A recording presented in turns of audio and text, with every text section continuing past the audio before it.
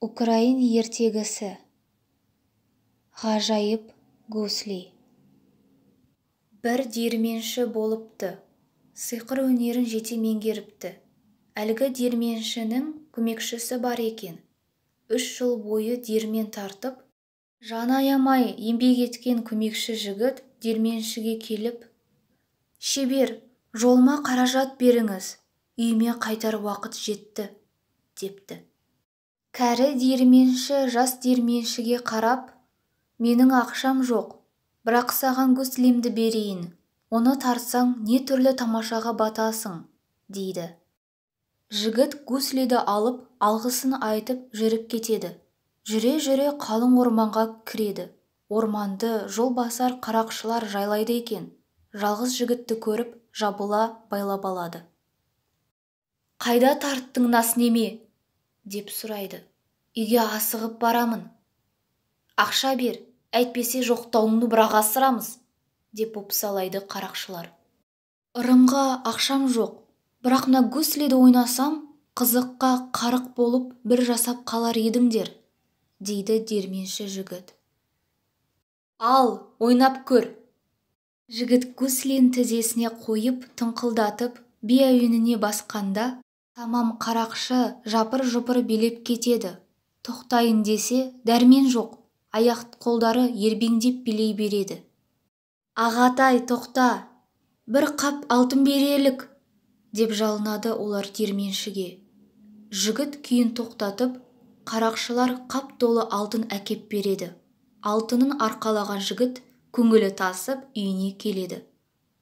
Қарақшылар өзара кеңесіп, «Жолбасар болмай кеткір жынды басымыз-ай, пері қаққандай биледік кеп өліп қала жаздадық. Бір қап алтынымыздан айырылдық, қалайда кек қайыруымыз керек», десіпті. Ұры қара араларынан біреуді шығарып, ол қайтсе де диірменші жігіттің жазасын тартқызбаққа бекініп, сотқа келеді. «Пәлен деген диірменші бір қап алтынымды тонап кетті», деп шағым айтады. Сот көп ойланып, бас қатырып жатпай, сарбаздарын шақырып, диірменші жігітті тауып әкелуге әмір етеді. Әлекедей жаланған сарбаздар қойсын ба, қиыр-шиырды түгел тінтіп жүріп, диірменші жігітті тауып, дедектетіп соттың алдына алып келеді. «Бір қап алтын ұрлағаның рас па?» деп сұрайды одан сот. «Жоқ», дейді жігіт. «Маған оны қарақшылардың өздері берді». «Жалған», дейді сот. «Жұртқа алтын таратқан қарақшыны көрсем, көзім шықсын. Қарақшы тек алғанды біледі. Дарға асыңдар мына алдамшы ұрыны». Алаңға дар ағашы орнатылып, диірменшіні қалай дарға тартатынын көруге жиналған жұртта қисап болмапты. Диірменші жігіт: «Қайырымды халайық, соңғы рет гусли тартып, шер тарқатума мұрсат беріңіздер. Енді қайтып гусли ойнай алмаспын», дейді. Жігіттің тілегін естіген қарақшы: «Ойбай, ойнатып керегі жоқ», деп бақырыпты. «Жоқ», дейді сот. «Өлім аузындағы адамның соңғы тілегін орындау керек».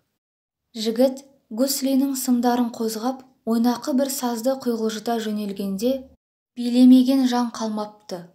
Тіпті ит пен мысық өшпенділіктерін ұмытып, жұптаса билесе керек.